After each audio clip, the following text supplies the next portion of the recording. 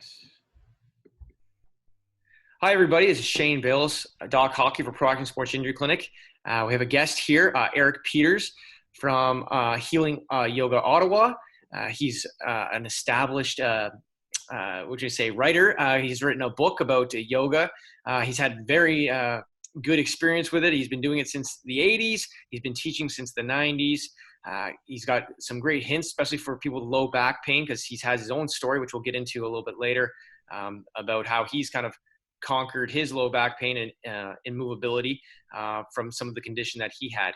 So without further ado, let's talk to Eric Peters, Healing Yoga, and let's just see if he can give us an idea of what kind of stuff you went through, what attracted you to yoga, how did you get into it? Well, how I got into it was I had just tried pretty much everything to help me. I had worn a back brace for a little over 4 years, and when my back brace was removed, I was so dependent on this brace for so long that my muscles were extremely weak and would atrophy and go into spasm, and I was addicted to a lot of painkillers and a lot of medicine, and so I would try different things. Actually, chiropractic adjustments was the one thing that would help me the most. But my doctor at one point had read an article in the New England Journal of Medicine about yoga for back pain. And his name, I was living in Montreal at the time, was Dr. Backler. And so kind of interesting. And so he suggested, never ever heard of yoga. So we're going back like 30 years, as you had mentioned. Yeah, that would be a long time ago. A lot of people have heard of yoga now. It's pretty commonplace, especially even with the celebrities and things like that. So, when you say yoga, if you don't know what it is, I think you're on the outside looking in. Right. But in those days, it was the opposite. Yeah. Nobody knew. There was only, as I mentioned, I was living in Montreal, and there was only one yoga studio in Yeah. Montreal.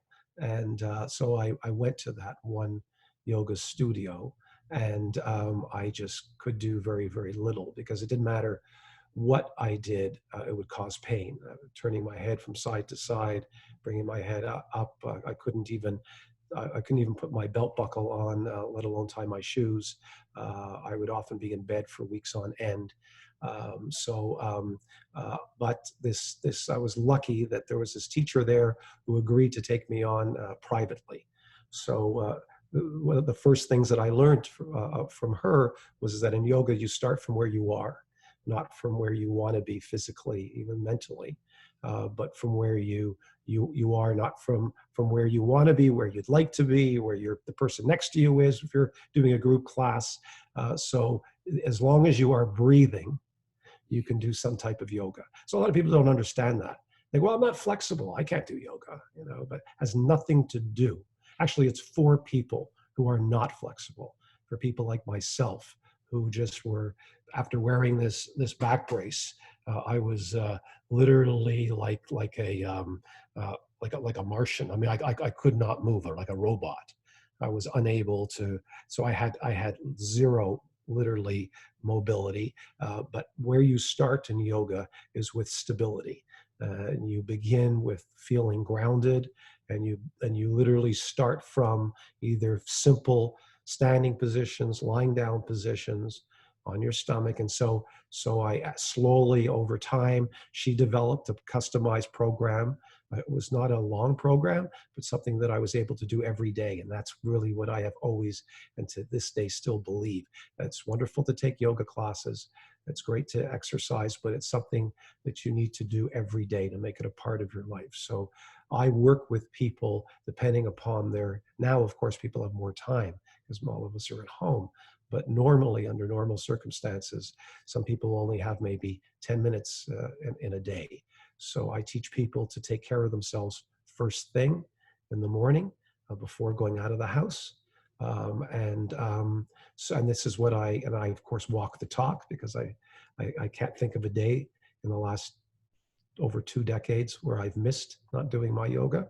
Wow. So, and it doesn't have to be. I used to feel like with Shayne, you're telling me you have 2 young kids at home.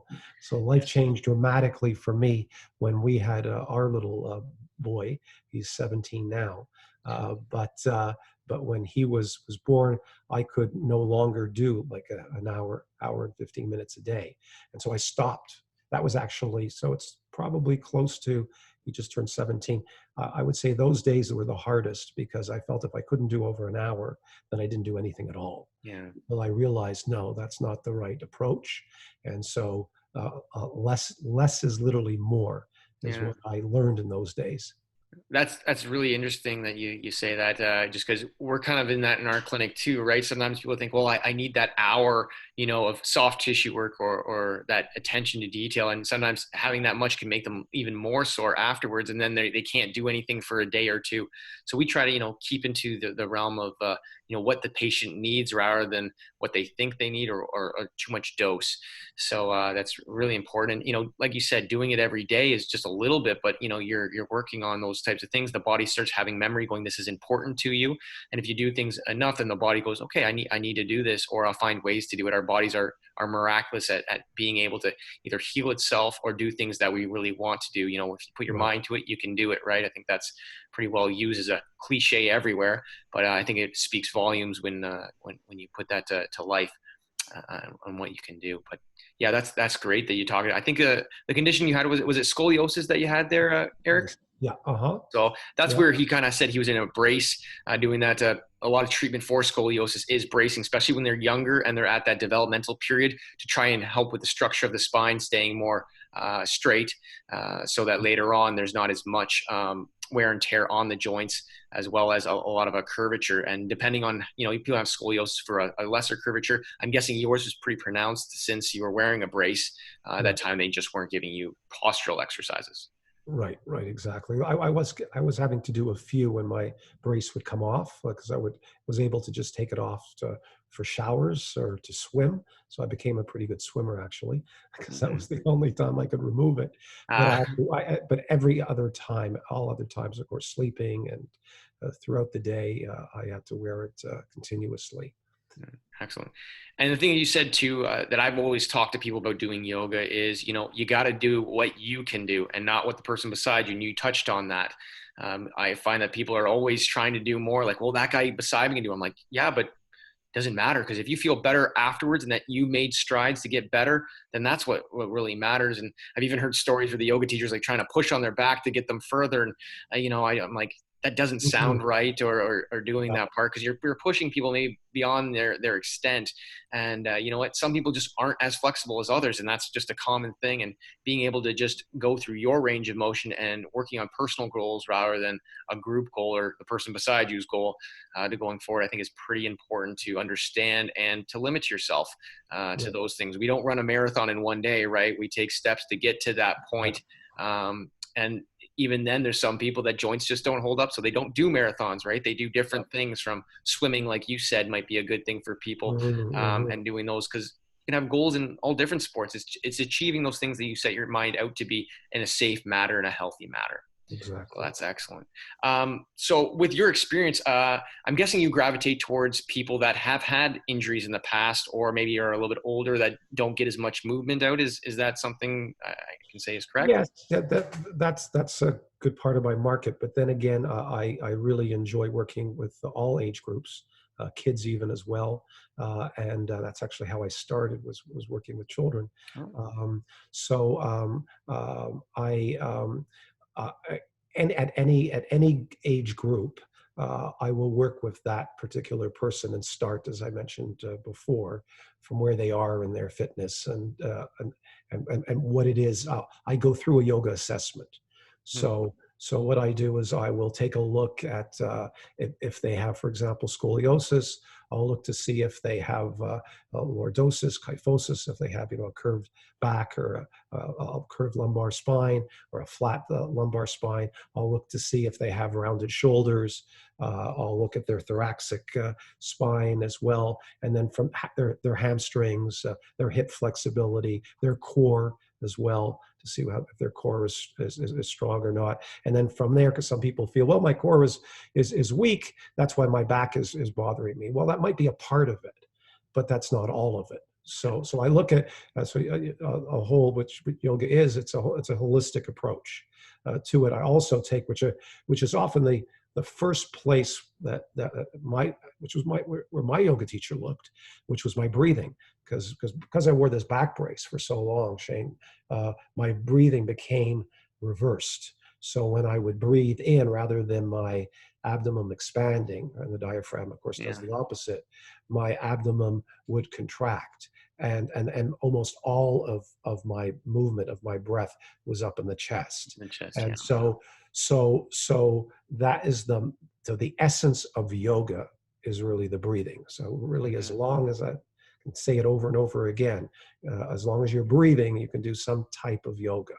As long Yeah. as you're alive, right? As long as you're alive, you could do some type of yoga. So when I began, this was hard. You can't even see my arms. This might have been awfully difficult for me to do, to just bring my arms up. But then, every day, and you do it with the breath. So if I do it with the breath, I'm just relaxed. I'm breathing in, relaxing my face, my muscles, and then I could let go and release. Yeah. So So yeah. yoga means, sorry, yoga means actually opposite. A lot of people don't even know what the word means.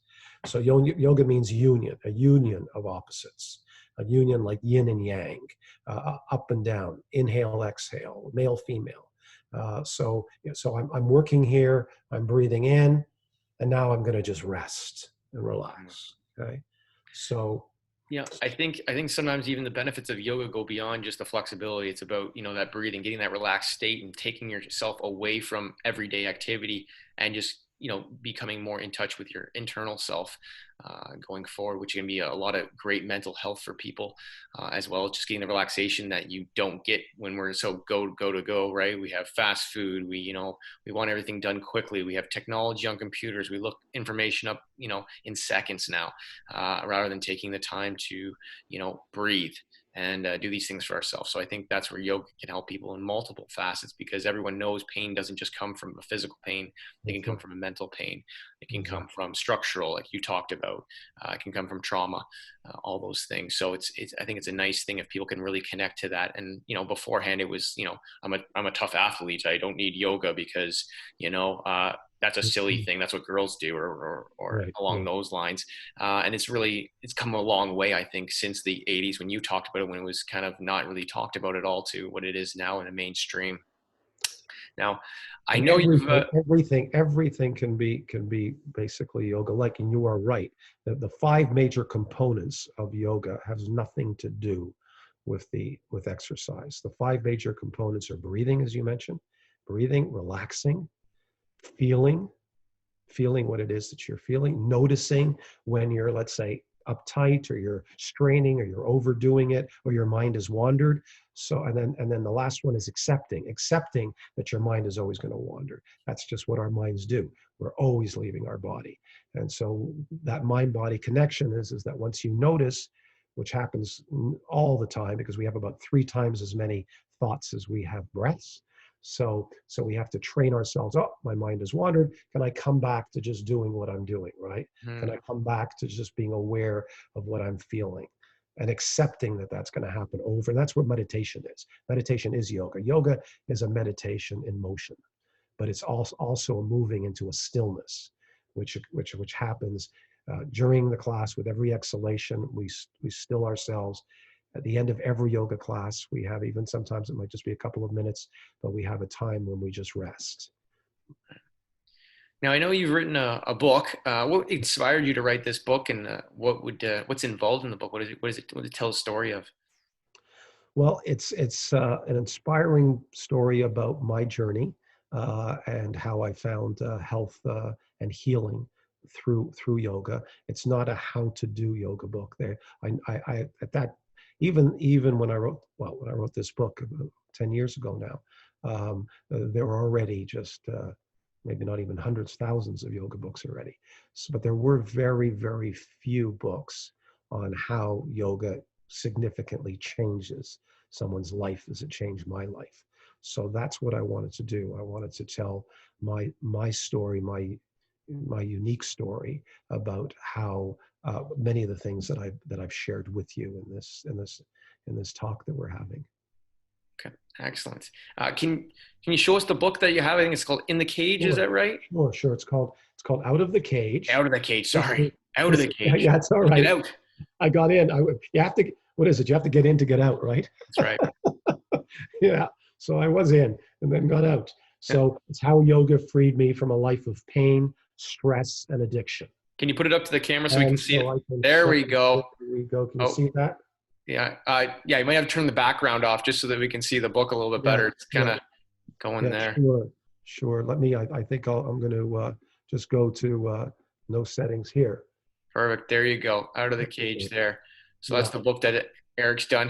I've And had a actually, talk with him I can before. just, because the book is right over here. If you give me 1 second, I'm Mhm. just going to show While we you. wait for Eric, I know that he's done different exercises for people as well, where he takes modified some postures, kind of like the downward dog. He uses it against the wall, so there's a lot less stress on the low back and doing things. So he's really good at adapting exercise as well. So if you're worried about not being able to do some of the poses, there's very many modifications that he can do for you, especially for people that have sensitivities in the back or any injury that's going on. This was actually, I don't know if you can see that on Okay. Zoom, but this is basically what my spine looks like even today. So you Mm. can see the deformity there behind the cage there. Yeah. So that's Because he's that. out of the cage. You see people out of Yeah, the cage. uh, right. Exactly. No problem. Playing a pun on it. So So I know Eric also can do virtual stuff. He does it at home stuff. Lots of different things you can see. Where are you located? I think it's Center Point, right, yes, Eric? it's an at-home studio in Center Point. But right now, of course, with COVID, classes are all on Zoom. So I encourage people to take a free class on Zoom. To before that, I like each person to get in touch with me, letting me know that they plan on taking the class, so that I can talk with them a little bit about their particular concerns, what it is that they would like to get out of it. I could do a very brief assessment with them as well, to look at maybe some of the areas that they need to address.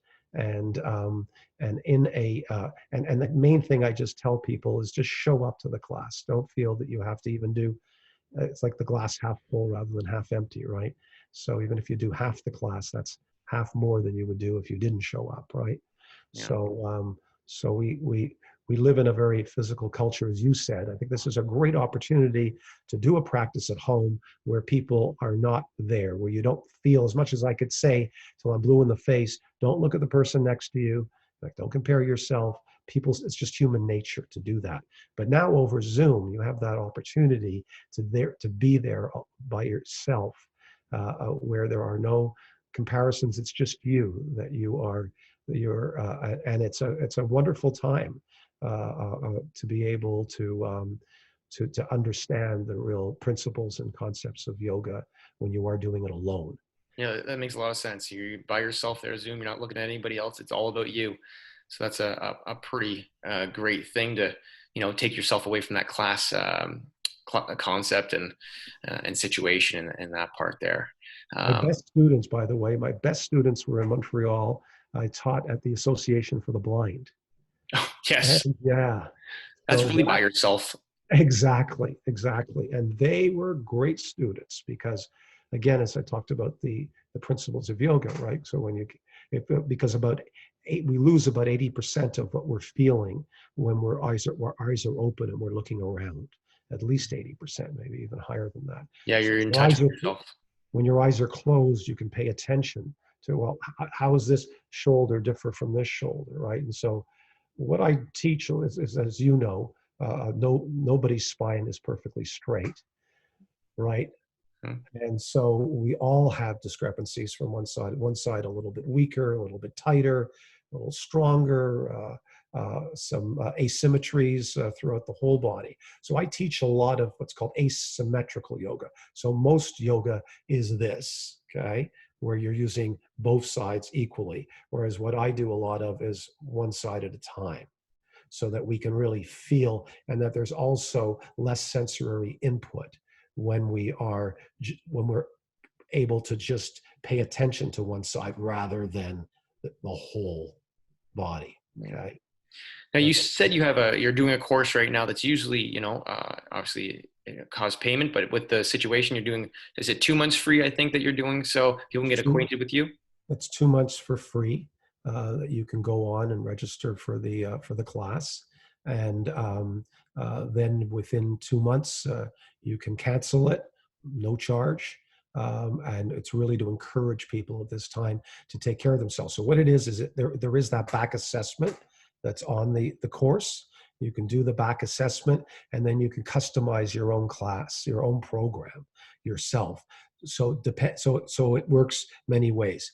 Time wise, so you have an option of just 15 minutes, 30 minutes, and as long as 60 minutes. And then you have different classes that you choose from depending on your assessment. So your assessment showed that you're very tight in your shoulders, then you would do something very different than if, for example, you have tight hamstrings. Okay. So then you look at the variety of different programs that are available, and you customize a class that meets your assessment. And then there's also a separate scoliosis segment as well. That works the same way, 15, 30, 60 minutes. And then you also work at your own pace. Excellent. Well, awesome. So I'm guessing they can find all that information on your website. I believe it's healingyogaottawa.com. Right. Excellent. healingyogaottawa.com. They can call me at 613-791-YOGA, which is 791-9642, or email me at eric@healingyogaottawa.com. No problem. And I'll put that on at the end so that people can see it and they can write it down if they like further information with you. Right. But I And do Facebook, appreciate. and one last thing is also Facebook too. Yep, Facebook. Facebook as well, that they can request for us to be friends, and they'll get a lot of postures on that I often, maybe at least once or twice a week now, I'm posting things to do for your health. Okay, great. Well, Sure. thanks a lot for taking the time to chat with us today, Eric. Hoping some people will take your advice. Sign up for that free course. You got nothing to lose. As well as, take a look at his website. Take a look at what Eric has from an experience point of view.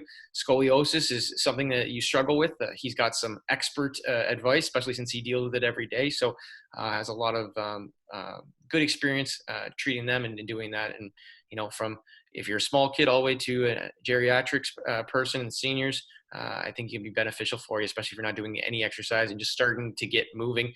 Be a key before you start, going into maybe a more of a physical challenge with physical exercise and getting just the gentle movements going first. Anyways, well, thank you very much, Eric. I hope we got to, ask all the right questions for you. And if you had anything else to say, let us know. Terrific. Thank you so much for having me. No problem. Thanks again, Eric. Take care and have a great day, guys. Enjoy yourself. All right. Ready?